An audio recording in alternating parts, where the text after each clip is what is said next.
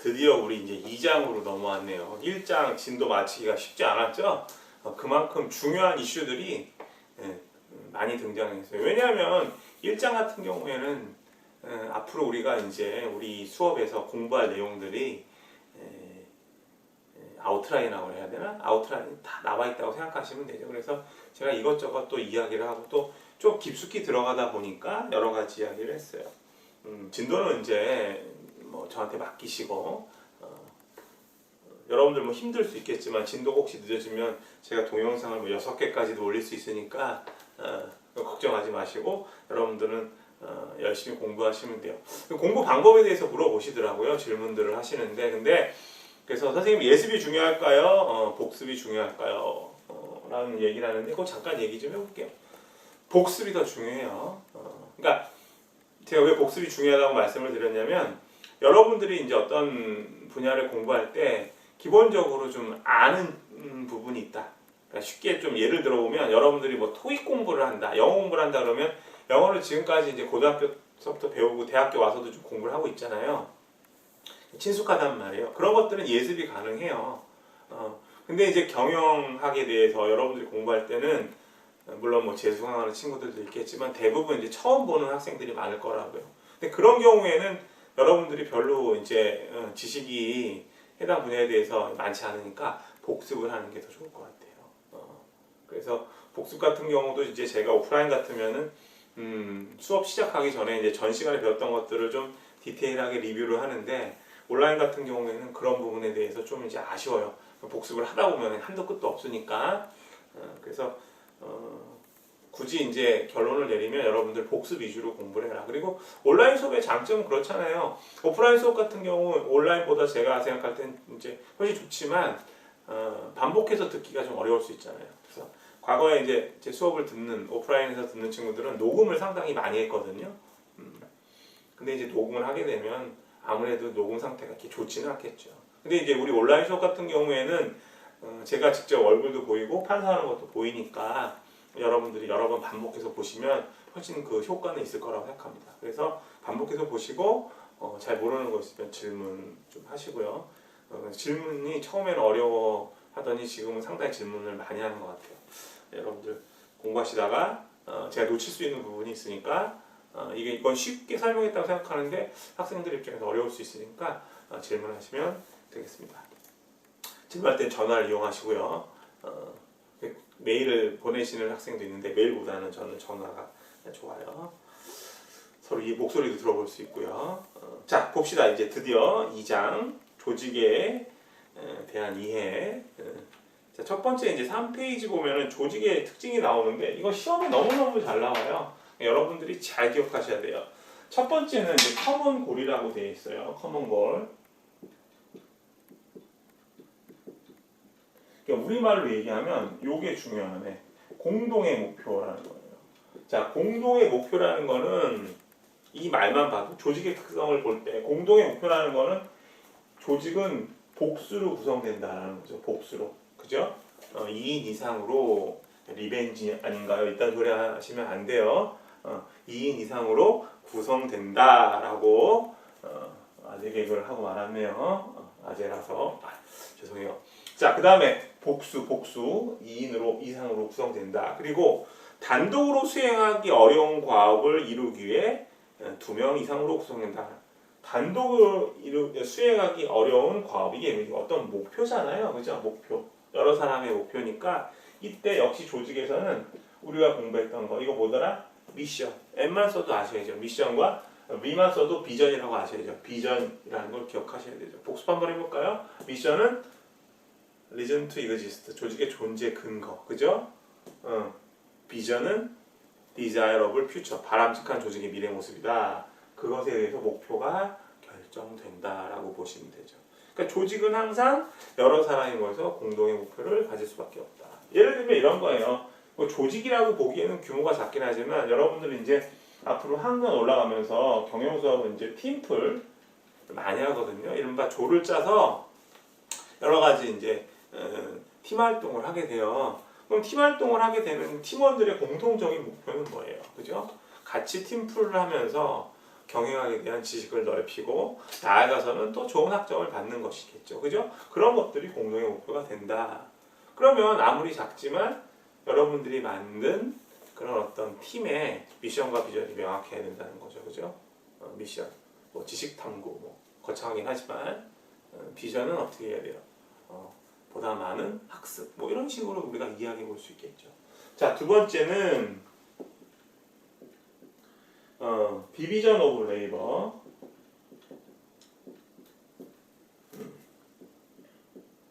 우리말로는 이제 분업이라고 그래요. 이 분업이라는 말은 뭐냐면은 말 그대로 일을 나누어서 하는 거예요. 나누어서. 이게 이제 나눌 분자를 쓰잖아요. 나눌 분자. 그죠? 일을 나누어서 업무를 수행한다는 거죠. 그러면 분업을 하면 가장 큰 장점이 뭐예요? 분업했을 때 장점이. 예? 분업했을 때 장점. 예를 하나 들어보자고요. 우리 초등학교 때나 중학교 때 한자 배운 적 있죠? 한자 중에 이런 글자 있잖아요. 조울호자 있잖아요. 이런 거를 이제 이 글자를 이제 선생님이 뭐 20번씩 써와라 그러면 이거 쓰기 힘드니까 어떻게 해요? 요 계집여변만 계속 쓰고 나머지 아들자 이렇게 쓰다가 아들자가 막 이렇게 엉키죠. 근데 왜 이렇게 썼을까요? 빨라지잖아, 그죠? 뭐예요? 효율성. 분업을 하면 효율성이 증대된다라는 거죠. 실제로 그래서 우리 배운 거 내용 한번 질문해 보자. 우리 조직에서는 분업을 어떻게 해요? 조직 내에서 분업을 어떤 식으로 해요? 무엇을 통해서 하죠? 정확하게 이야기하면 응? 대답을 할 수 있어야 돼요.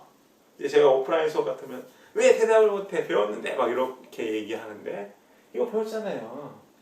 펑셔널 유닛. 조직 내에는 여러 가지 무엇이 있다? 기능 단위, 부서. 기능 단위라는 말 헷갈리면 생각 안 나면 그냥 부서라고 해도 돼요. 부서가 존재해서 일을 나누어서 한다. 구체적으로 마케팅 부서, 마케팅 관련 업무 수행하죠. 재무 부서, 재무 관련 업무를 수행해요. 인사 부서, 인사 관련 업무를 수행하죠. 이해되셨어요? 업무를 나눠서 수행한다. 조금 더 설명, 지금 수업 태도가 상당히 좋은 것 같아서 조금 더 말씀드리면 이 분업은 절차와 영역으로 우리가 분류할 수 있어요. 절차 중심의 분업을 우리가 프로세스 중심이다라는 말을 써요. 그리고 영역 중심은 우리가 카테고리. 지금 기능 단위 부서들이 존재한다는 것은 업무를 영역별로 나누는 거죠. 그렇죠? 영역별로. 이해되셨죠? 경영 수업 같은 경우도 지금 경영학과 에서 이제 커리큘럼을 이루어지는 커리큘럼을 좀 보시면은 영역별로 카테고리별로 분업화돼 있어요. 왜냐하면 재무 가르치시는 선생님들 계시죠. 회계 가르치는 선생님들 계시죠. 인사조직 가르치는 제가 있죠. 그 다음에 뭐 마케팅 쪽 있고, 뭐 국제 경영 쪽 있고, 경영 정보 쪽 있고 많잖아요. 생산 관리도 있고요. 영역별로. 절차 같은 경우에는 우리 이제 제철소 같은 데가 보면 절차가 존재해서 분업이 이루어지죠. 예를 들면 이제 철광석을 우리가 철광석에서 철을 분리할 때 코크스라는 걸 같이 섞어서 용광로에서 막 펄펄 끓인다고 해야 되나? 그러면 이제 철광석이 딱 분류되고 그 쇳물을 갖다가 뭐 뽑아내기도 하고 누르기도 하잖아요. 압출 압연 같은 것들을 통해서 철강 제품을 만들죠. 철 제품을 만들죠. 절차 중심이다 이렇게 보시면 돼요.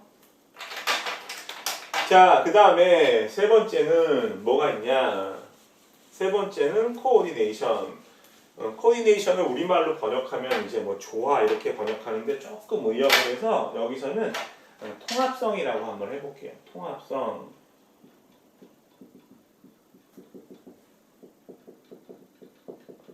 통합성이라고 약간 의역을 해서 통합성이 필요한 이유는 이제 2번하고 관계가 있어요. 분업을 하게 되면 업무를 서로 나눠서 하잖아요. 근데 효율성은 증대되는데 업무를 나눠서 하는 구체적인 이유가 뭐예요? 업무를 나눠서 하는 거.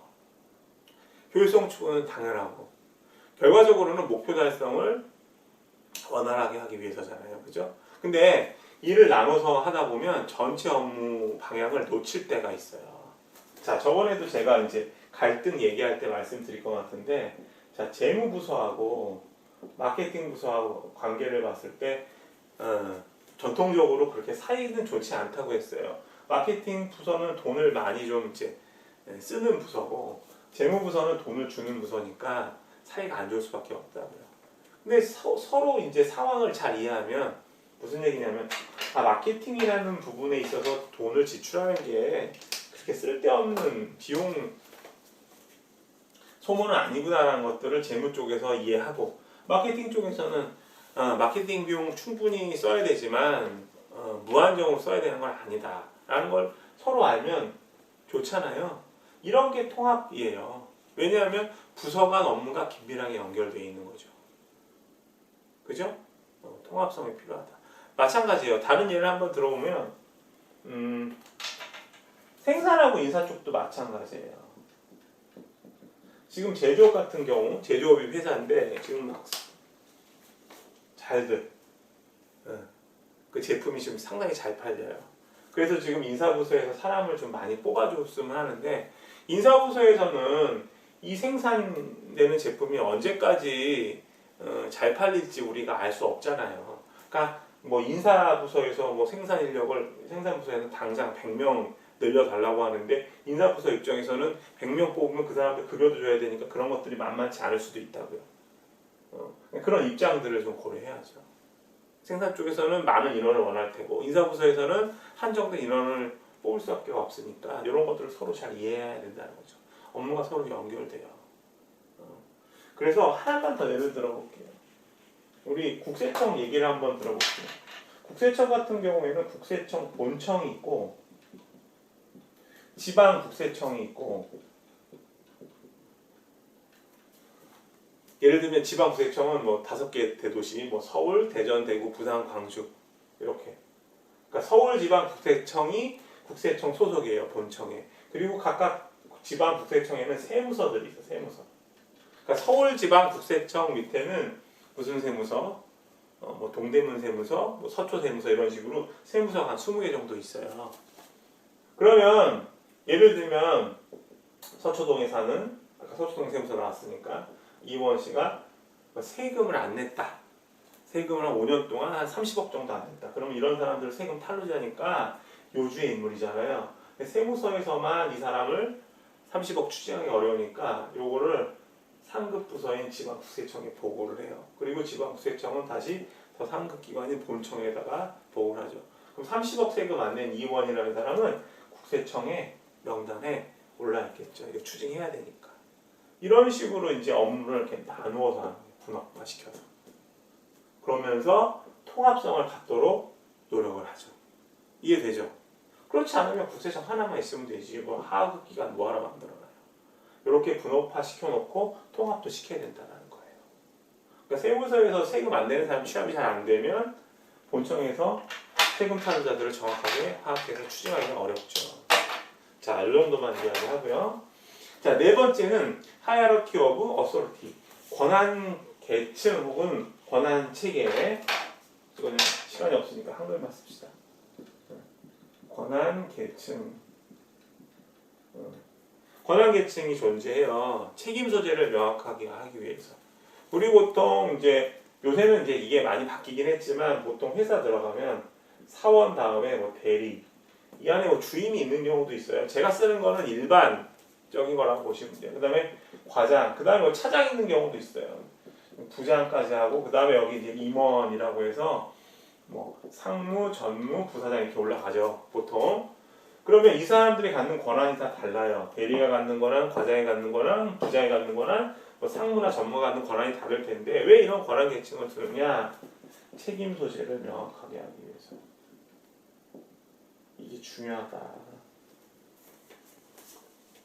예를 들면 마케팅 부서의 장은 누구예요? 마케팅 부의 부장이 있지. 마케팅 부서에서 어떤 업무를 처리하다가 일이 잘못됐어. 누가 책임져요? 부장이. 그래서 직위가 있는 거예요. 직위를 통해서 책임 소재를 명확하게 한다. 이렇게. 우리 팀플 할 때도 경영수업 팀플 할 때도 조장 만들잖아요. 조장 혹은 팀장. 그 사람이 다 책임져야지. 그 팀플에 대해서는 책임이 크죠. 자, 이렇게 정리하시고 이걸 우리가 조직의 네 가지 특성, 네 가지 특징이라고 하는데 시험에 너무너무 잘 나오니까 잘 기억하시기 바랍니다. 자, 오늘 중요한 것들이 너무너무 많아요. 그 다음에 등장하는 4페이지의 내용도 너무너무 중요하다. 그러니까 조직을 이제 우리가 이제 구조를 좀 살펴보려고 하는데 4페이지에 나오는 내용은 조직을 뜯어본 거예요. 어떤 식으로 나누어지는지 파트로, 부분으로. 그죠? 부분으로. 그래서 이 조직에 대한 그런 파트, 5가지 파트, 베이직, 5 베이직 파트라고 이야기를 하거든요. 베이직 파트. 자꾸 발음이 이제 베이직이 습관이 돼가지고 베이직인데, 그죠? 누가 얘기했냐면, 민츠버그라는 사람이 되게 오래전에 얘기했어요. 이게 한 70년대, 1970년대에 나온 얘기예요. 민츠버그는 누구냐면 우리 일장에서 매니저리얼 롤, 경영 역할 배웠었죠. 경영 역할, 대인관계 역할, 정보 전달 역할, 의사결정 역할 배웠었잖아요. 그거 이야기하는 사람이에요. 그래서 이 사람의 이름을 따가지고 요거를 같은 말이 뭐냐면 민츠버그의 스트럭처는 조직 구조를 얘기해요. 조직 구조, 컨피규레이션. 이 컨피규레이션이 무슨 배열, 배치 뭐 이런 뜻이 있죠. 요거 중요하다.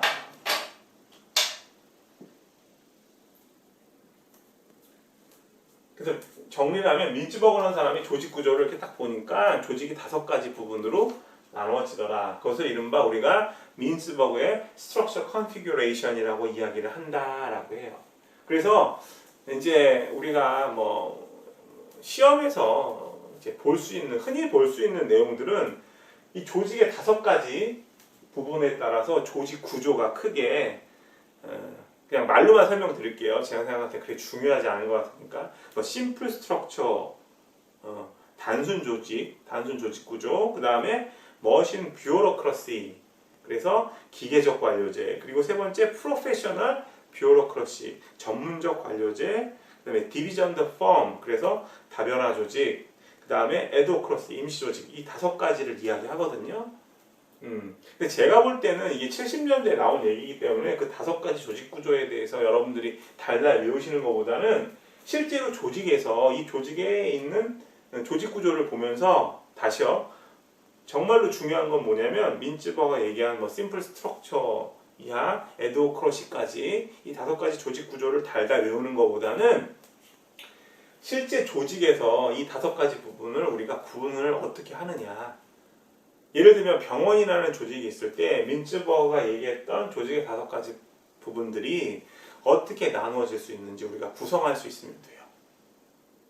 그야말로 컨피규레이션 할 수 있으면 된다고요. 자, 한번 봅시다. 5가지. 그래서 여러분들이 먼저 학습해야 될 건 뭐냐? 민츠버그가 이야기한 조직의 5가지 부분을 보시면 돼요. 민츠버그는 조직의 5가지 부분을 뭘로 봤냐면 탑 매니지먼트, 최고 경영층이 있다라고 봤어요. 이걸 우리 핸드아웃에서는 뭐라고 얘기했냐면 스트래티직 에이펙.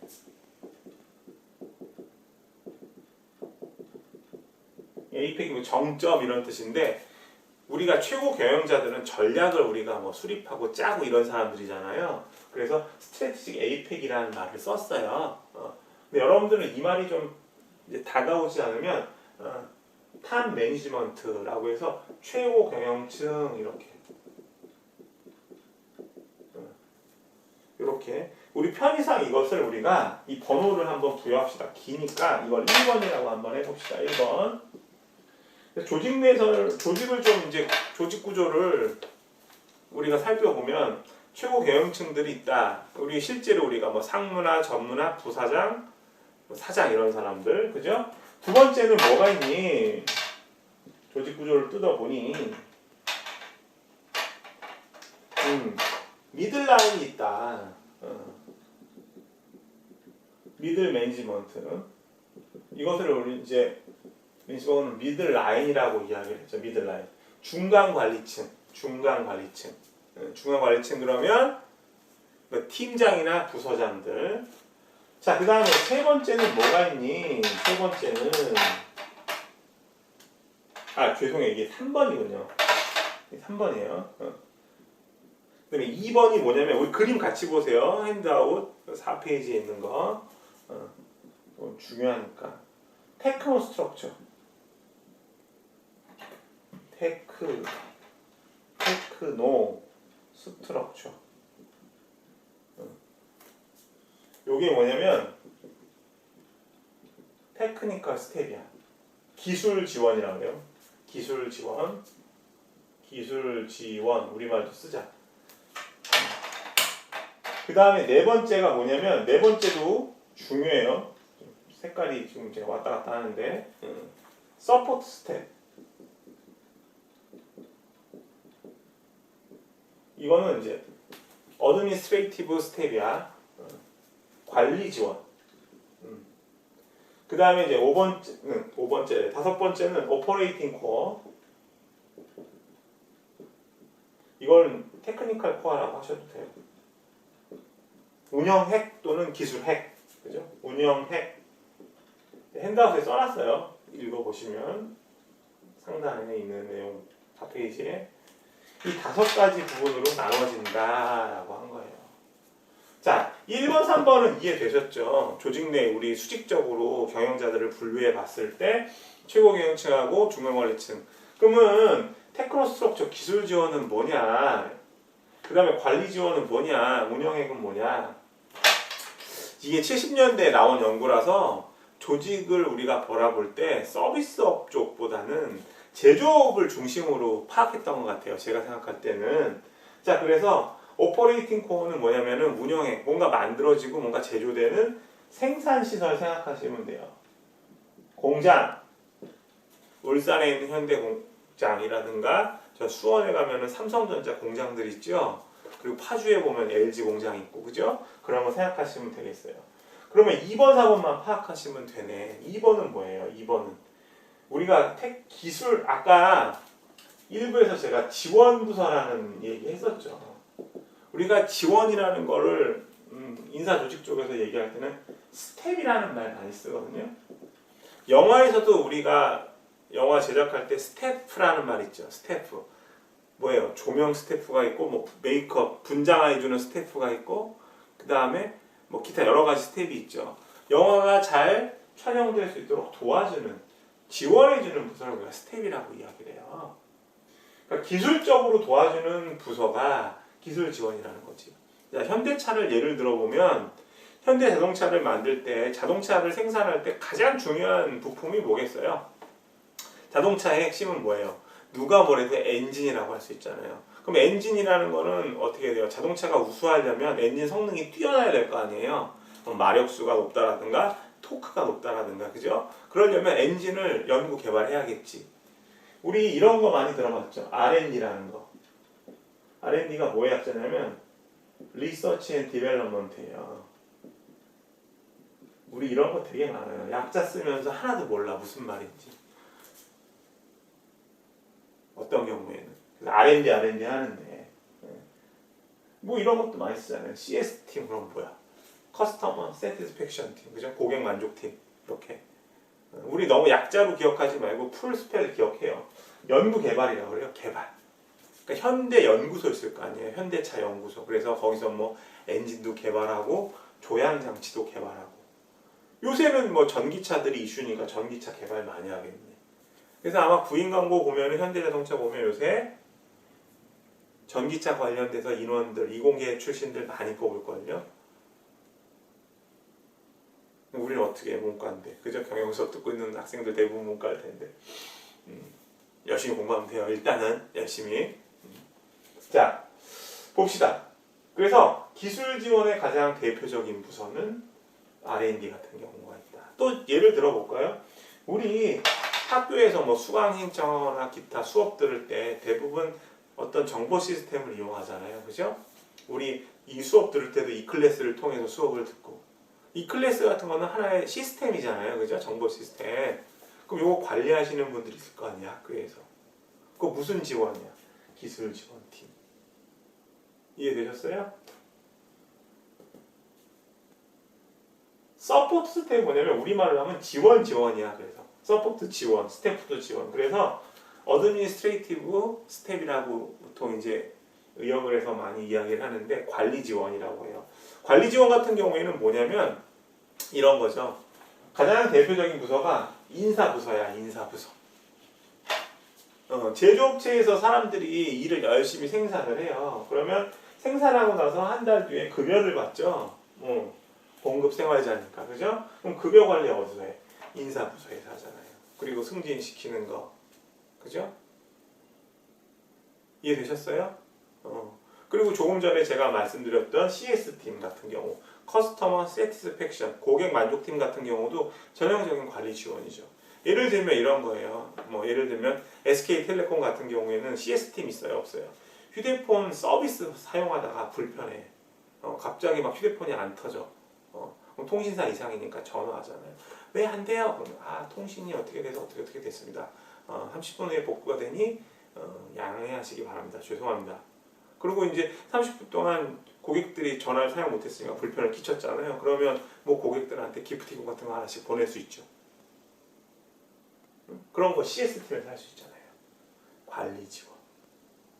이해되셨어요?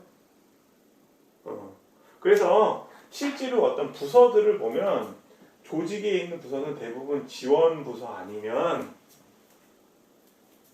그죠? 실제로 생산하는 부서 이렇게 나눠져요. 크게 두 가지로 보면 생산 부서나. 그래서 지원 부서는 이제 여기서 말했던 관리, 그 다음에 여기는 기술 지원. 이게 이제 2번이 되고 그림상 보면 이게 4번이 되는 거지. 생산 부서는 뭐겠어요? 오퍼레이팅 코어지, 기술에. 그러니까 물리적인 구조로 딱 보이는 거는 관리 지원, 기술 지원, 생산 부서라고요. 서비스업 같은 경우에는 린츠버그가 이 부분은 제가 판단할 때는 70년대니까 70년대만 하더라도 서비스업이 그렇게 많지 않았을 테니까 서비스업에 대한 고민은 조금 덜 했던 것 같아요. 제 추측이에요. 이건 어디까지나. 서비스업에서는 서비스가 이루어지는 순간 그러니까 예를 들면 스타벅스를 갔을 때 스타벅스에서 주문할 때부터 주문을 하러 딱 들어갔는데 주문을 받는 직원이 표정이 상당히 우울하다. 표정이 좋지 않다. 들어온 고객이 기분이 별로 안 좋을 수 있죠. 반면에 조금 기분이 안 좋은 상태에서 커피 한 잔 마시려고 들어갔는데 주문을 받는 직원이 너무나 밝은 미소로 인사를 한다. 기분 좋아지잖아요. 그 순간. 그리고 커피가 조금 늦게 나왔어. 고객님 죄송해요. 무슨 일이 있어서 커피가 늦었습니다. 그래서 제가 사이즈를 확대해 드렸어요. 이런 거 이해되셨죠? 그러면 쉽게 생각해 보세요. 생산, 실제 제조업 쪽에서 생산이 잘 이루어지려면, 그죠? 생산이 잘 이루어지면 어떤 지원 부서의 활동이 더 강해야 돼? 기술 지원 부서야, 관리 지원 부서야? 기술 지원 부서죠. 아까 설명한 대로 현대 자동차를 제대로 생산하려면 부품 연구하는 연구소 같은 게 활성화돼야겠지. 이해되셨어요? 그러니까 기술 지원의 역할이 중요해. 제조업에서는. 서비스가 잘 이루어지려면 소비자들이 만족할 수 있는 서비스야. 항공사를 예를 들어볼까요? 비행기를 탔는데 기내 승무원들이 너무 친절해. 기분이 너무 좋아. 불편한 거 다 케어해주고. 그러려면 어떻게 해야 돼? 요 관리 지원 활동이 잘 돼야죠.